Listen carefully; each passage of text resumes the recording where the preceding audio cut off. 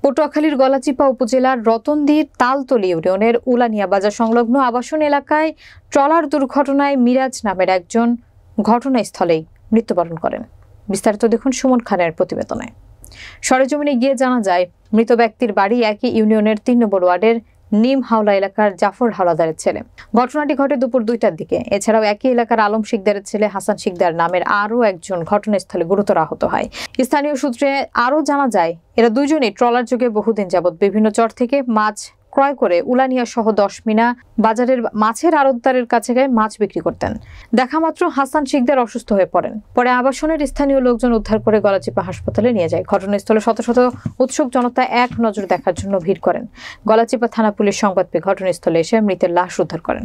মিরাজ এবং তার সহযোগী ব্যবসায়ী হাসান শিকদার, তারা উভয়ে এই চর থেকে মাছ কিনে এনে আমাদের উলানিয়া বাজারে বিক্রি করে। আজকে মাছ বিক্রি করে বাড়ি ফেরার পথে এই উলানিয়া লঞ্চ ঘাটের এখানে তার ট্রলারে হয়তোবা আমরা অনুমান করতেছি যান্ত্রিক কোনো ত্রুটি অথবা নিচে পানি পরিষ্কার করতে গেলে তার শরীরে থাকা পোশাক, এই কাপড় চোপড়, এটা মেশিনের শ্যাপের সাথে প্যাঁচ লেগে সে ওখানেই নিহত হয়েছে এবং তার দেহ থেকে মাথাটা বিচ্ছিন্ন হয়ে গেছে।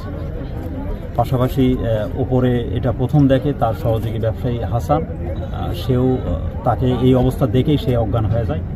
আমরা ভিকটিম মৃত মিরাজকে উদ্ধার করেছি, আর তার সহযোগী ব্যবসায়ী হাসান, সেও প্রাথমিক চিকিৎসার জন্য তাকে হসপিটালে প্রেরণ করা হয়েছে।